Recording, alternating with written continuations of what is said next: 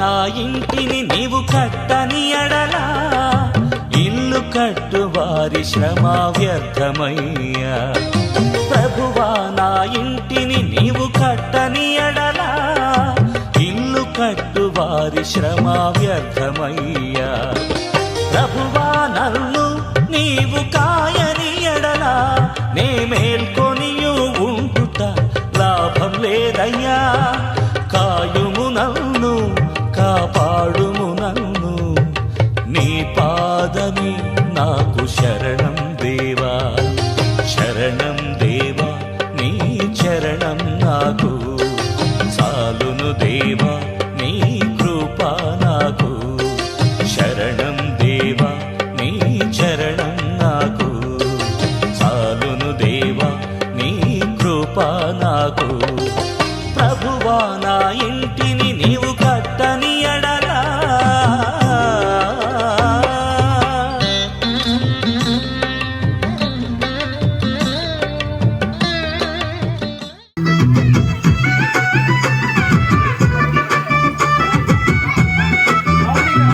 రేలా రేలా రేలా రేలా రేలా రేలా రేలా రే రేలా రేలా రేలా రేలా రేలా రేలా రేలా రేలా రేలా రే రేలా రేలా రేలా రేలా రేలా రేలా రేలా రే రేలా రేలా రేలా రే రేలా రేలా రేలా రేలా రేలా రేలా రే రేలా రేలా రేలా రే రేలా.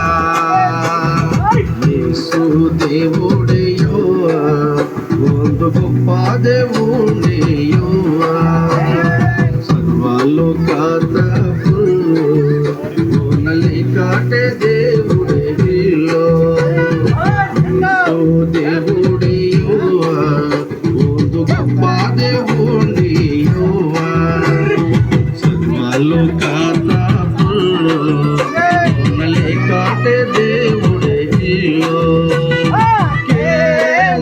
ಇದು ಮಾಟ ನಮ್ಮಲ ಮಕ್ಕುವ ಶೂಡ ಕೇಂಜಾಯಿತು ಮಾಟ ನಮ್ಮಲ ಮಕ್ಕುವ ಶೂಡ. ರೇಲ ರೇಲ ರೇಲ ರೇಲ ರೇಲ ರೇಲ ರೇಲ ರೇ ರೇಲ ರೇಲ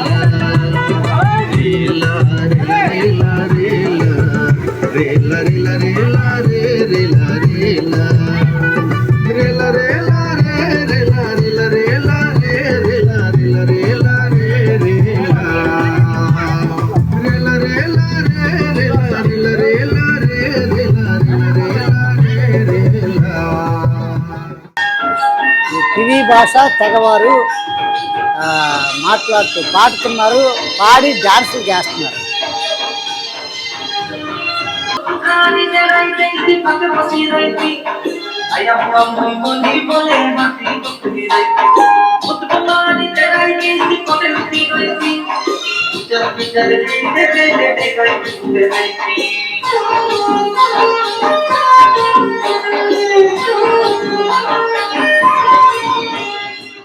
మన దర్శనం సంఘం లేని దరి సంఘస్థాపన. అడవుల్లోనూ కొండల్లోనూ లోయల్లోనూ కోయ కొండరెడ్డి గొత్తుకోయ ప్రజల మధ్యలో ట్రైబుల్ మధ్య ఆదివాసుల మధ్య కనుక ఈ కొండల్లో పరిసరిని. ప్రభువా నా ఇంటిని నీవు కట్టని ఎడలా ఇల్లు కట్టు వారి శ్రమ వ్యర్థమయ్యా.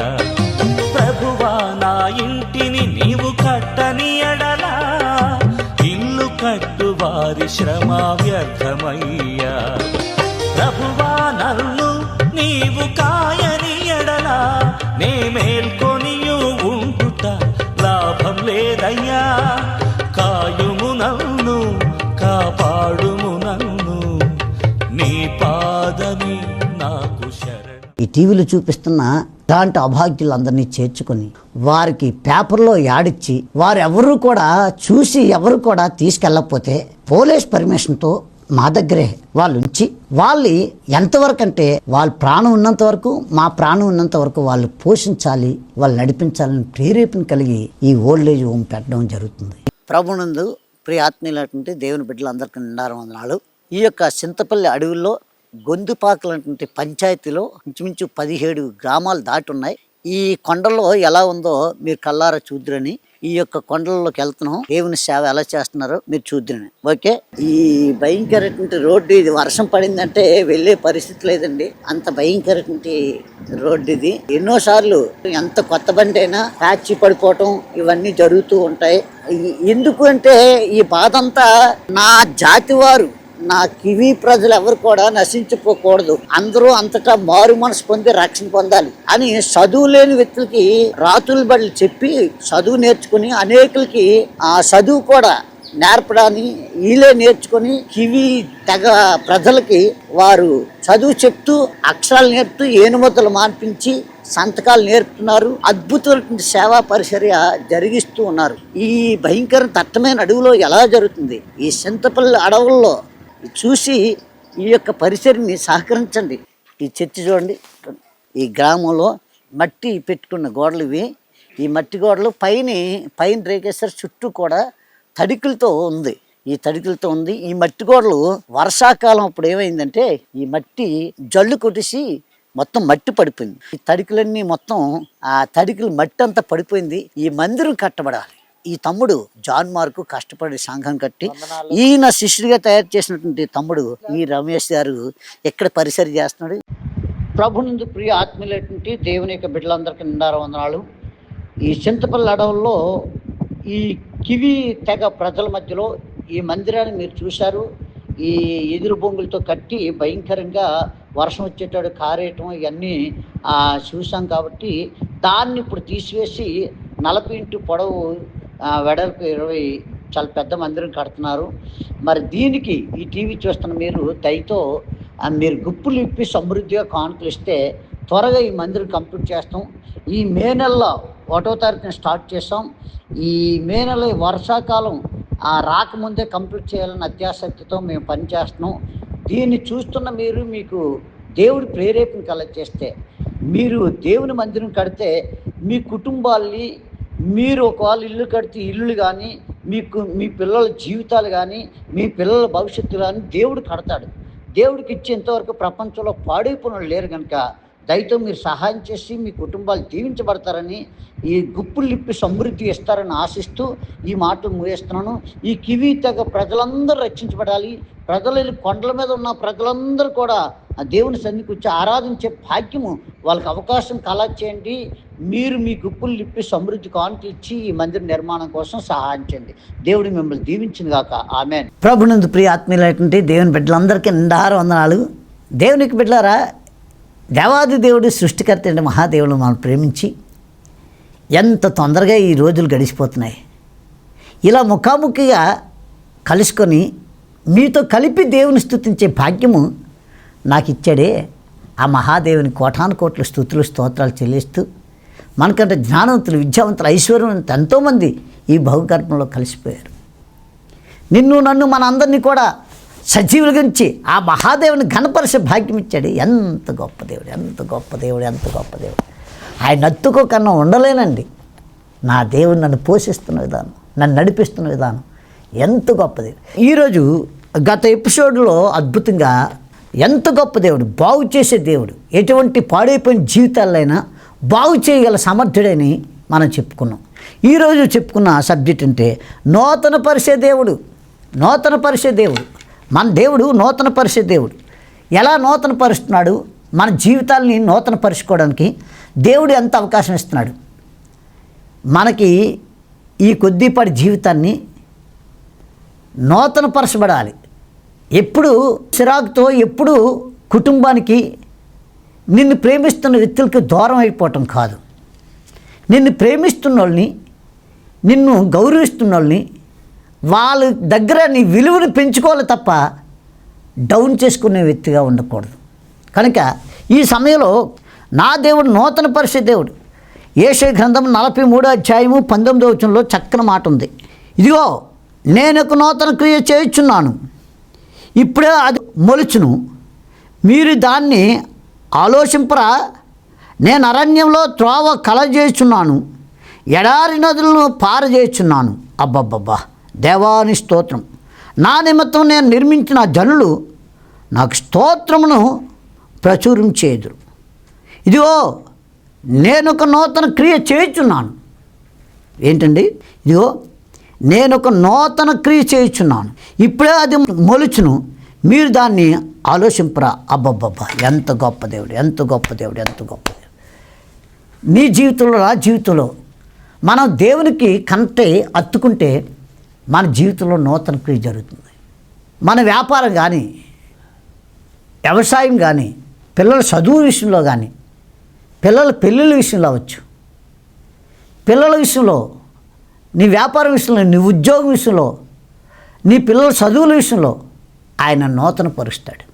మీకు తెలుసా, 10th క్లాసు 2-3 సార్లు ఫెయిల్ అయిన వ్యక్తి ఇంటర్మీడియట్ నుండి స్టార్ట్ అయింది ఆయన లైఫ్, ఉన్నతమైన చదివే వరకు కూడా ఫెయిల్యూర్ అనేది లేదు.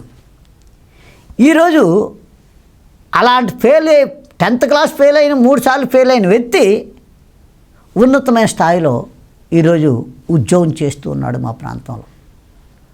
అలాగే థామస్ ఎడిసన్ అని ఈ కరెంటు కనిపెట్టినటువంటి వ్యక్తి, ఈ కరెంటు బల్బును కనిపెట్టే వ్యక్తి 99 సార్లు ఫెయిల్ అయ్యాడట.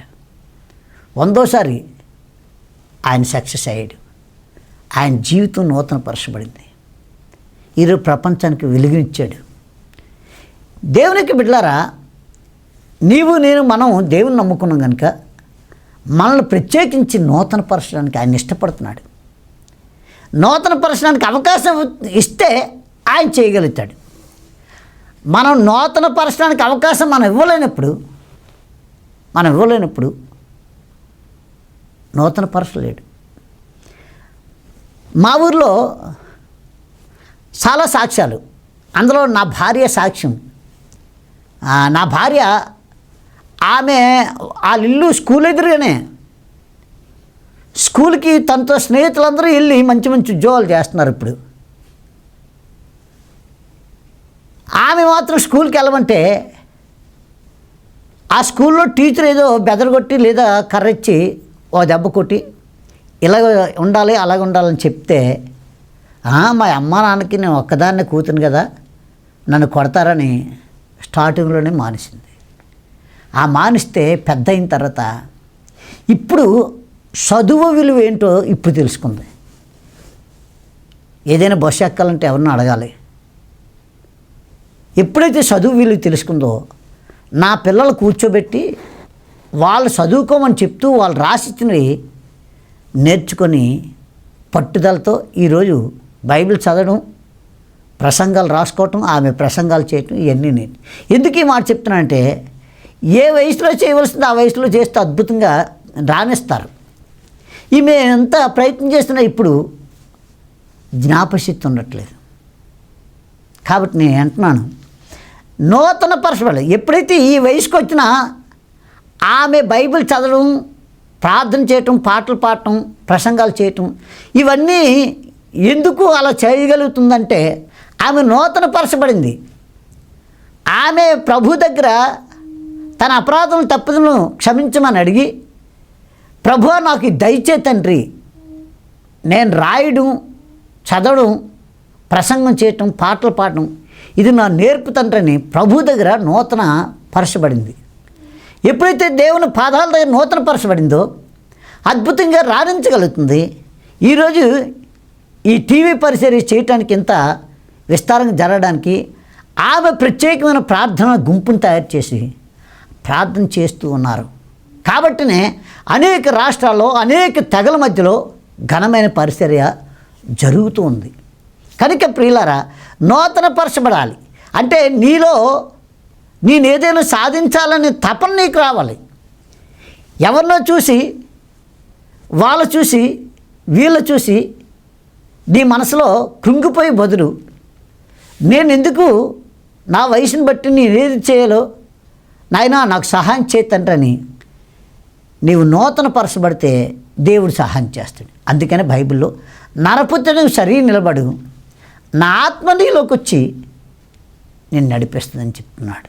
కాబట్టి ప్రియులారా, దేవుని యొక్క వాక్యంలో చూస్తే ఇంకా ఇదే గ్రంథం 43వ అధ్యాయము ఇదే అధ్యాయంలో 25వ వచనంలో కూడా చక్కని మాట ఉంది. 25వ వచనంలో, నేనే నా చిత్తానుసారముగా నీ అతిక్రమలను తుడిసివేయుచున్నాను, నేను నీ పాపములను జ్ఞాపం చేసుకున్నాను. అబ్బా, glory to the God, glory to the God. Amen, amen. మన అతిక్రమలు మన తండ్రి దగ్గరికి వచ్చి చెప్పుకున్నప్పుడు మన అతిక్రమలన్నీ తుడిచివేస్తున్నాడు. ఎంత గొప్ప మాట. నేనే నా చిత్తానుసారముగా నీ అతిక్రమలను తుడిచివేయుచున్నాను. దేవుని చిత్తానుసారంగా మారిపోవాలండి, మార్పు రావాలి. ఎప్పుడైతే మార్పు వస్తుందో ఒక వ్యక్తిలో, ఆ వ్యక్తి నూతన వ్యక్తిగా కనిపిస్తూ ఉంటాడు. ఆ వ్యక్తి ద్వారా నూతన కార్యాలు చేస్తూ ఉంటాడు. ఆ వ్యక్తి ద్వారా ఘనమైన కార్యాలు చేస్తుంటాడు.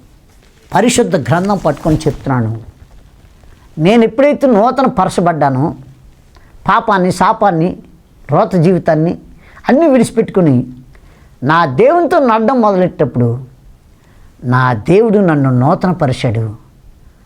నేను ఎన్నడూ చూడలేటువంటి ప్రాంతాలకి నన్ను తీసుకెళ్తున్నాడు.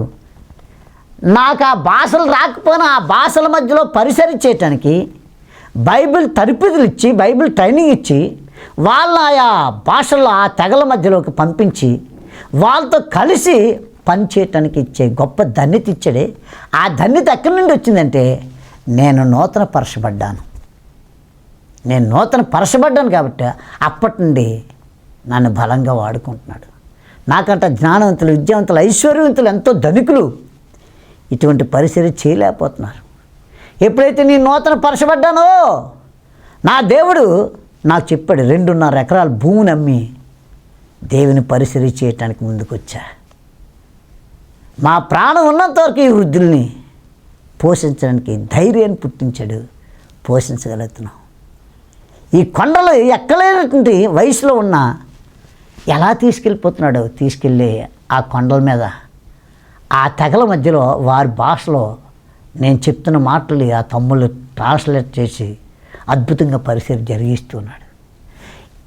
ఏదైనా చేయగల సమర్థం దేవుడి దగ్గరికి వచ్చాం కనుక మనం నూతన పరచబడాలి, మనం మార్పు చెందాలి. మన యొక్క పాత జీవితాన్ని అవన్నీ పాతిపెట్టి నూతనంగా జీవించడం నేర్చుకోవాలి. ఈ నూతన జీవితం ఉందే, అది నీకు గౌరవాన్ని తీసుకొస్తుంది, అది నీకు విలువను పెంచుతుంది, అది నీకు ఔషధంలాగా పనిచేస్తుంది. ఒక మందులు, ఒక రోగానికి మందు వేసుకుంటే ఎలాగైతే పనిచేస్తుందో, ఈ నూతన పరచబడినటువంటి వ్యక్తిని దేవుడు అలా వాడుకొని నీ విలువను పెంచుతారు. అంత గొప్ప దేవుడు. నేను ఎక్కడికి వెళ్ళా ఒకప్పుడు ఉన్న విలువ వేరు. ఇప్పుడు మా చుట్టాల బంధువులు కానీ ఎక్కడికైనా ఫంక్షన్ కానీ వెళ్తే, ఒకప్పుడు వెళ్ళానంటే 2 రోజులు ముందెళ్ళి వాళ్ళతో పాటు తాగడం రకరకాలు ఉండేది. ఇప్పుడు పరిస్థితిని బట్టి దేవుని పరిచర్యలో నూతన పరచబడ్డాం కనుక వెళ్ళడమే, ఇలా వెళ్ళి కనిపించేసరికి వాళ్ళందరూ లేచిపోయి ఎంతో విలువిస్తూ, అక్కడ ఉన్న 5 నిమిషాలు నన్ను విడిచిపెట్టకన్నా మా వాళ్ళే మమ్మల్ని గౌరవించడం ఎంత గొప్ప ధన్యత. ఆ ధన్యత ఇచ్చేంత దేవుని ధరించుకోబట్టే ఆ గొప్ప ధన్యత వచ్చింది. కాబట్టి నూతన పరచడం ఈ యేసు గ్రంథంలో ఎంత గొప్ప మాట ఈ భక్తుడు చెప్తున్నాడు. కాబట్టి ప్రియులారా, ఇంకా చూసుకుంటూ పోతే ఈ యొక్క యేసు గ్రంథంలో ఈ 43వ అధ్యాయంలో 3వ వచనంలో కూడా చక్కని మాట అంటాడు. ఎంత చక్కని మాట చూడండి. చక్కనటి మాట 43వ అధ్యాయం 3వ వచనంలో, యెహోవాకు నేను నీకు దేవుడును, ఇశ్రాయేలు పరిశుద్ధ దేవుడినైనా నేను నిన్ను రక్షించేవాడును. నీ ప్రాణ రక్షణ క్రయముగా ఐగుప్తును ఇచ్చి ఉన్నాను.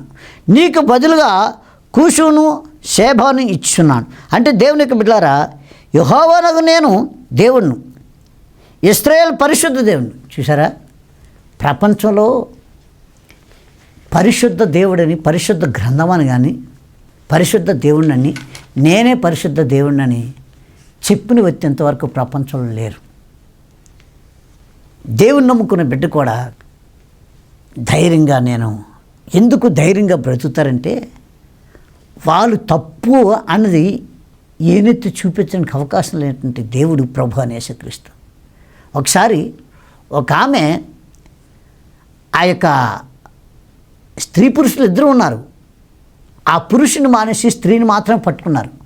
పట్టుకొని రాళ్ళతో కొట్టబోతుంటే ప్రభు అని యేసుక్రీస్తు అంటాడు, మీలో ఎవరైనా పాపం లేనివారు ఎవరైనా ఉంటే ఆ మీద రాలేసి కొట్టి చంపేయండి అంటారు.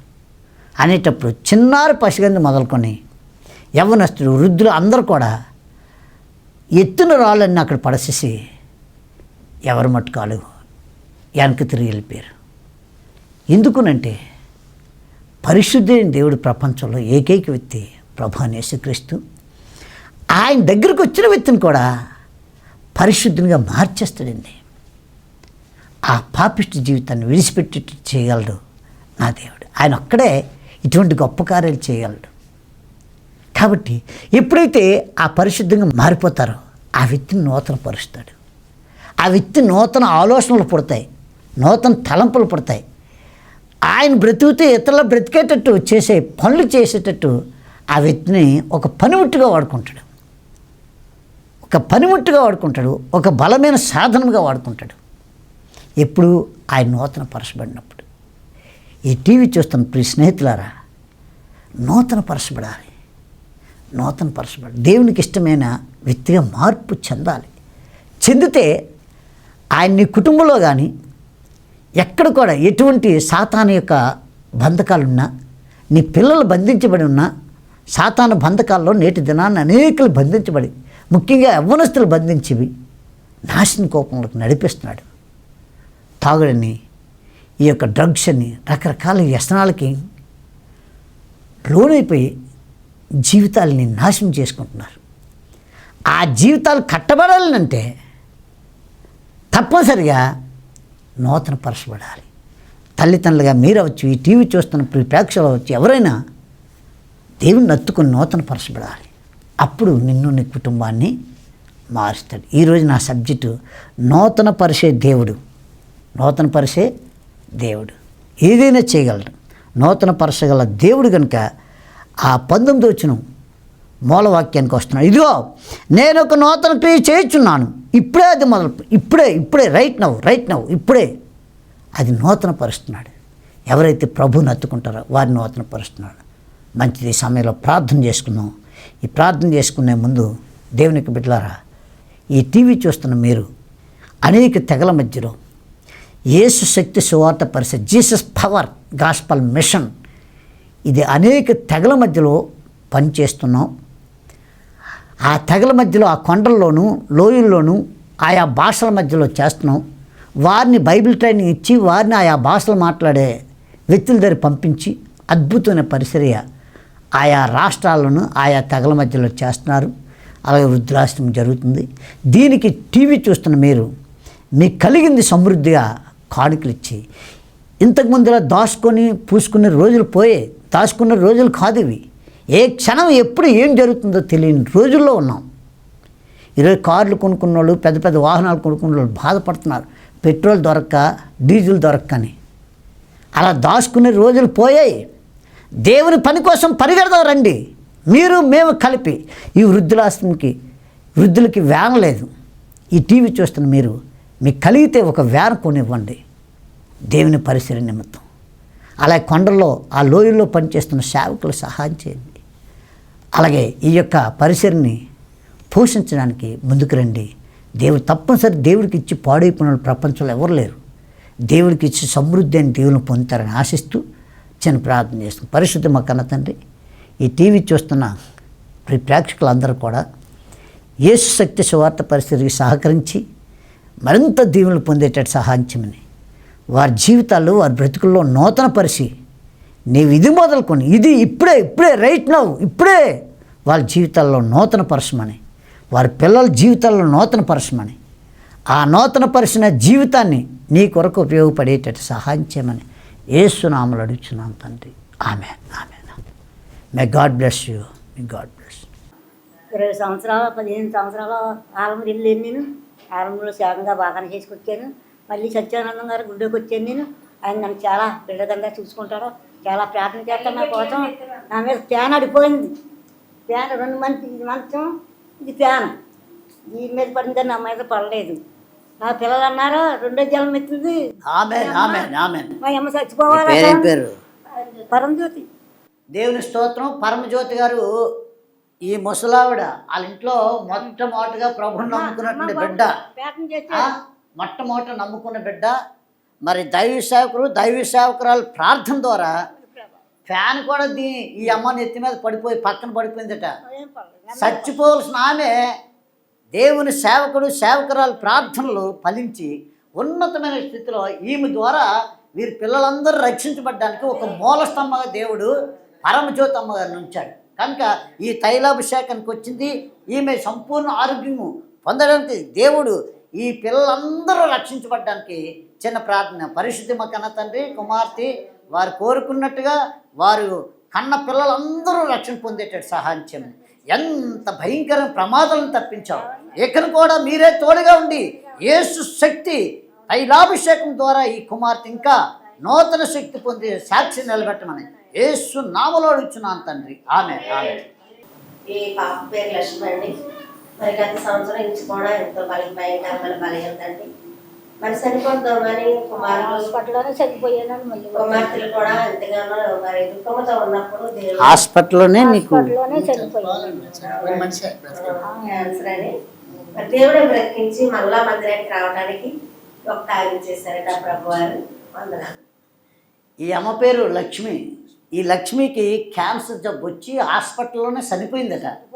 అమ్మా చనిపోయినాడు బాబు. చనిపోయినటువంటి వ్యక్తిని యేసు శక్తి ఆవరించి దేవుడు ఈమెను ముట్టి స్వస్థపరిచాడు.